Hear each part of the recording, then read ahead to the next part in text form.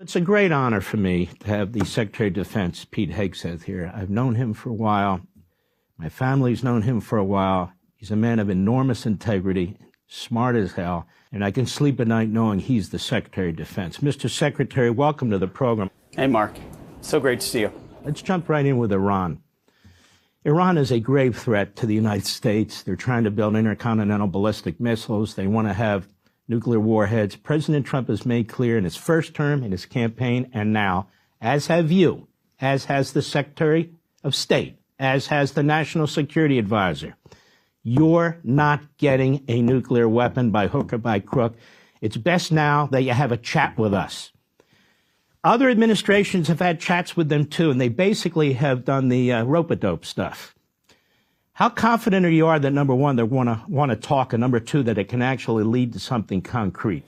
Well, Mark, it has to, and that's what President Trump is committed to. He has said very clearly, as you stated, unambiguously, Iran will not get a nuclear bomb under a Trump administration. Unacceptable, full stop, very clear. He said it, he'll keep saying it. Now, as we see with Vladimir Putin and Zelensky, there's only one man on the planet, and this is true, this is not hyperbole, one man on the planet who could bring them to the table and forge a lasting peace. And he's doing that right now. We're in the process of doing that. That is unique to Donald Trump because he's strategically unpredictable, he's strong, he's clear, and he's respected on the world stage. I think the same is true in Iran. We know the double talk of the Ayatollahs. You know it, you lay it out, I understand it. There have been secret, duplicitous moves for years and years and years. But we are at a moment under this administration where President Trump is giving them an offer. He is saying, now is your chance to come to the table and completely give up and dismantle your program. Let's talk. I'd prefer to talk rather than do anything else. At the same time, he is ensuring that at the Defense Department and across our military, we maintain all capabilities necessary to work with our partners, to, if we have to, and we don't want to, but if we have to, prevent Iran from gaining nuclear capabilities. So he's clear. The position is clear. Iran understands their options. There's never been a more serious leader atop the United States of America. There's a very serious leader atop the state of Israel. There's a clear message that Iran cannot get a nuclear bomb, and we are prepared to enforce it. But we would much prefer that it be done at the table for the betterment of the Iranian people and for the betterment of peace. So we hope that's a possibility, but we understand the complications. Becoming more belligerent, its military activities, especially on the high seas, are alarming its neighbors. Now, Philippines wants India to join the newly formed Quad alliance to deter the world's largest navy in the South China Sea. Our next story takes a closer look at the emerging rivalry in the Indian Ocean region.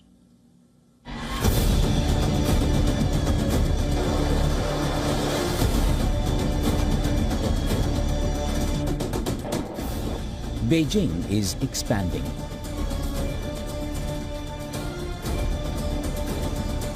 Warships are prowling, submarines are cruising. Military bases are multiplying. China is pushing its might into the Indian Ocean, challenging regional stability. This is not just maritime posturing, it's a calculated move to dominate one of the world's most strategic waterways. Chinese naval activity in the South China Sea and Indian Ocean is at an all-time high. Warships, spy vessels and submarines are routinely deployed under the guise of anti-piracy operations. But their true mission is clear: surveillance, influence and military control. The Philippines and its allies are now trying to expand the Quad grouping of nations to include India and South Korea to counter China in the Indo-Pacific region. The chief of the Philippines Armed Forces during a conclave in New Delhi urged India to join the grouping. The Chinese Navy has also permanently deployed 7 to 8 naval assets in the Indian Ocean region. China's expansion is not limited to naval patrols. It is building a network of military-friendly ports and bases encircling India. Hambantota in Sri Lanka, Gwadar in Pakistan and Djibouti in Africa are just the beginning. The pattern is unmistakable. China is creating permanent footholds in the region. Speaking in New Delhi on the final day of the Raisina dialogue, Indian Navy chief said Chinese dual-purpose civilian ships are closely monitored and that they are suspected of performing military roles. India is countering China's aggression with enhanced naval deployments, strategic alliances and military investments. The Indian Navy is ramping up patrols. It has deployed submarines, destroyers and a frigate. India commissioned its first home-built aircraft carrier INS Vikrant in 2022 to counter regional rival China's much more extensive and growing fleet. New naval bases in the Andaman and Nicobar Islands serve as a forward defense. The message is clear: India will not let China dominate the Indian Ocean without a fight. Bureau Report, WION. The administration is revoking the legal status of more than 500,000 migrants as soon as next month. They were protected under a Biden-era humanitarian program which allowed people to sponsor migrants in their home countries and bring them to the United States.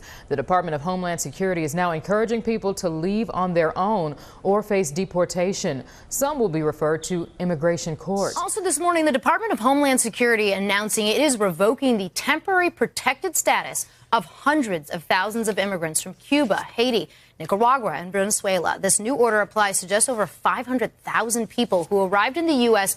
with financial sponsors and 2-year permits under the Humanitarian Parole Program. That's one that allows people fleeing countries facing war and political instability to temporarily stay in the U.S.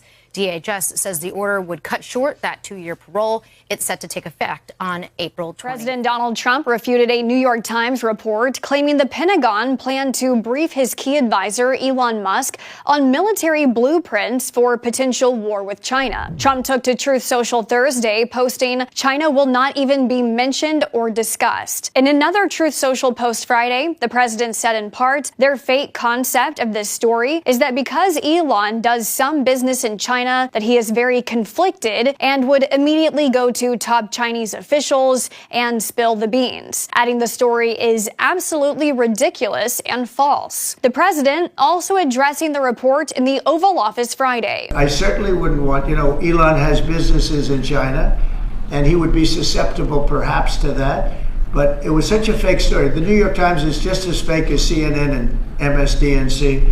And anybody read that story? People laughed at that story. Who would do such a thing? Secretary of Defense Pete Hegseth also went on social media denying the report, writing the meeting was about innovation, efficiencies, and smarter production. The New York Times reported the meeting with Musk would include dozens of slides laying out U.S. military operations in a hypothetical war with China, citing a pair of anonymous U.S. officials. Access to the reportedly classified plan would signal a major expansion of Musk's role as an advisor to the president. The Trump administration has previously said Musk will recuse himself from any conflicts of interest that come up between his business ventures and his role in the administration. The U.S. and China have traded jabs over technology, cybersecurity issues with apps like TikTok, issues over Taiwan's sovereignty, and the origins of COVID-19 in the past. For more on this, Josefina Romero weeps for her son, who is being held in a high-security prison in El Salvador. He's one of the hundreds of Venezuelan migrants deported from the U.S. for their alleged ties to the notorious Tren de Aragua gang. But Romero says her son is not a criminal and demanded that El Salvador's president send him home. Please bring him back to Venezuela. He's doing nothing there with other Venezuelans. Send him back. If Bukele wants justice, he can seek justice with criminals there. The fact that they have tattoos doesn't mean they belong to the Tren de Aragua. Nowadays, everyone has tattoos. Romero and other families in Carabobo, Venezuela made the tattoo connection after reading on social media that U.S. authorities had linked having tattoos to the gang. This father says if he has to, he will go to El Salvador himself to search for his son and, quote, bring him back on foot. Last weekend, U.S. President Donald Trump invoked an 18th century wartime law to deport alleged members of Tren de Aragua, which the White House has declared a terrorist group and alien enemy. The migrants are being held in El Salvador under an agreement with Bukele's government. Venezuela's Interior Ministry said on Friday that none of the Venezuelans deported by the U.S. to El Salvador is a member of Tren de Aragua, saying, quote, "I believe with absolute responsibility that not a single one appears on the organizational chart of the criminal gang." Later on Friday, the judge who temporarily blocked the Trump administration from deporting the Venezuelans under the obscure law said government lawyers had been intemperate and disrespectful. That's according to court filings at the outset of a hearing on Friday over whether to maintain the ban. Judge James Boasberg is also considering whether officials violated his order on March 15th by failing to return 2 planes carrying the deportees that landed in El Salvador. He ordered Justice Department officials to provide an explanation by Tuesday. Trump has said he would not defy any court orders and told reporters on Friday that his administration has the authority to get bad people out of our country. These are hard, tough criminals, and we have to get them out. And you can't stop that with a judge sitting behind a bench that has no idea what goes on. The escalating dispute between the judge and the Trump administration has raised concerns among some legal experts about a potentially looming constitutional crisis if the administration defies judicial decisions. And on something else, these Tren de Aragua guys, because of your executive order, they are designated as foreign terrorists. Yeah. If ISIS or Al-Qaeda foreign terrorists were operating here in the United States, cops would probably be shooting first and asking questions later. And so what is the difference between terrorists, between somebody like an ISIS or an Al-Qaeda operative versus a MS-13 or Tren de Aragua? Well, these are people that focus on destroying people in their homes. They're not as international in that sense. They're a group of thugs. They come from Venezuela. They come from the prisons of Venezuela. They're very dangerous people, but they didn't look so dangerous when the guards took care of the situation from El Salvador. And I want to thank the president. He's a friend of mine. He's done a great job. But I just can't imagine that the Democrats are taking this issue where they want to have them back. You know, so now they have men playing in women's sports. They have transgender for everyone. They have open borders. They have all of their crazy policies that are, I think, 95-5, not 90-10, okay? And their new policy is, let's bring Tren de Aragua back into our country. Let's bring the worst. These are the worst gang members there are. They looked amazingly frail, though, by the way they were handled. It's very amazing. You know, they weren't, when they were in Colorado, cutting the fingers off a man because he made a phone call to the police. They seemed a lot tougher then than they did when they were having their heads shaved and they were in shackles. They're tough people. They're bad people. We don't want them in our country. We can't let a judge say that he wants him. You know, he didn't run for president. He didn't get much more than 80 million votes. And we just can't let that happen. It'd be so bad for our country.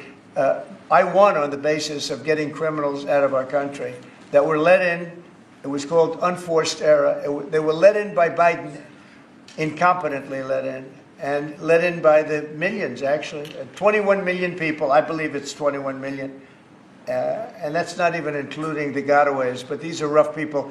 We want them out of our country. And I won the election based at least partly on that. And that's a big part, yeah? At least 6 persons have been killed in the latest wave of Israeli army attacks on southern Lebanon in response to 3 rockets fired towards northern Israel. In the besieged Gaza Strip, 5 children have been killed in a major overnight air attack on Gaza City, and at least 8 members of the family remain trapped under the rubble as Israeli attacks continue. Health officials say Israeli attacks across Gaza over the past 48 hours have killed at least 130 Palestinians. Several armed groups operating in Lebanon, including Hezbollah and Palestinian factions, and no one has claimed responsibility for the attack.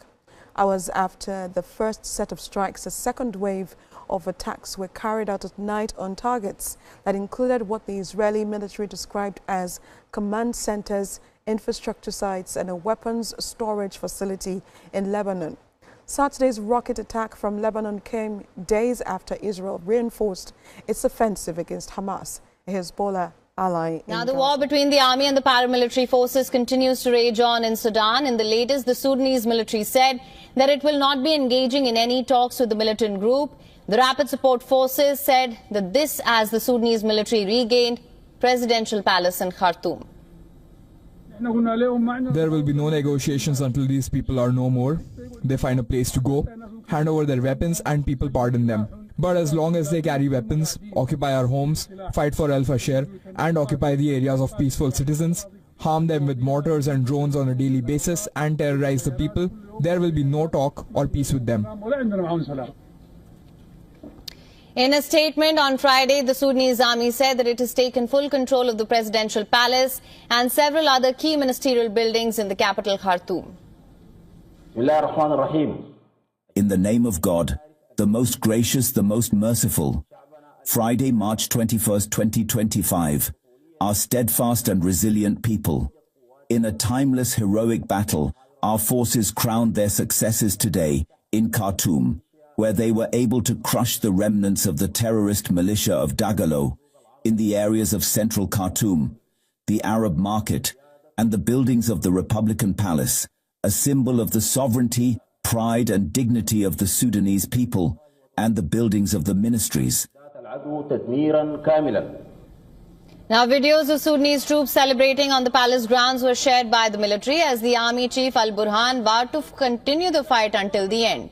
According to reports, intermittent gunfights broke out between the army and the paramilitary rebels in areas around central Khartoum. The Sudanese army said that the search operations were conducted to find members of the RSF in and around the presidential palace. They also added the rebel militants have been pushed back by 400 meters from central Khartoum. Following the army's statement, the RSF said that it killed dozens of soldiers in a drone attack.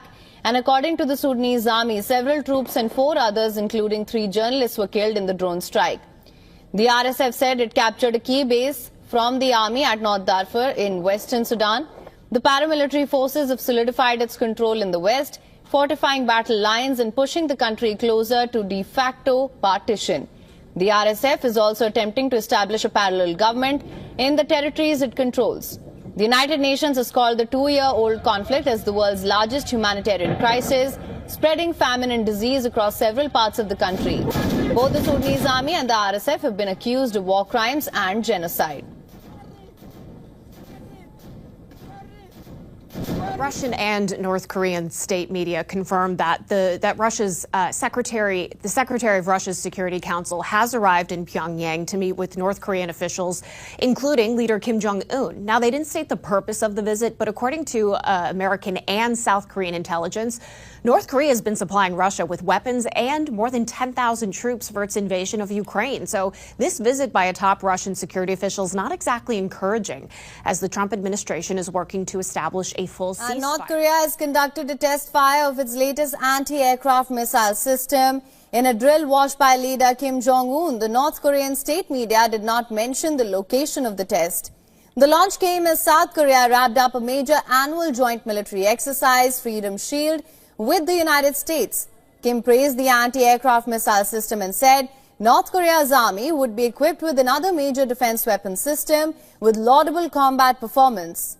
According to the report, the test conducted by North Korea was to examine the performance of a system whose production has already begun.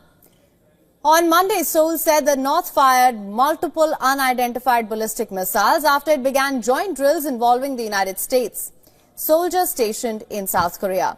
In a separate statement on Thursday, the North's Defense Ministry denounced the military exercise as no more than a rehearsal of war of aggression. Pyongyang also carried out a test launch of strategic cruise missiles in the Yellow Sea in late February, which it said showed off counterattack capabilities. Relations between North and South have been at one of the lowest points in the years, with Pyongyang launching a flurry of ballistic missiles last year in violation of UN sanctions. The two Koreas remain technically at war since 1950-53. Conflict ended in an armistice, not a peace treaty. İstanbul'daki bir yolsuzluk operasyonu bahane edilerek sokaklarımızın karıştırılmak istendiğine şahit oluyoruz. Sokak terörüne bugüne kadar nasıl teslim olmadıysak vandallığa bundan sonra da boyun eğmeyeceğiz. Hırsızlığı, soygunu, hukuksuzluğu, sahtekarlığı savunmak için mahkeme salonları yerine sokağı işaret etmesi vahim bir sorumsuzluktur.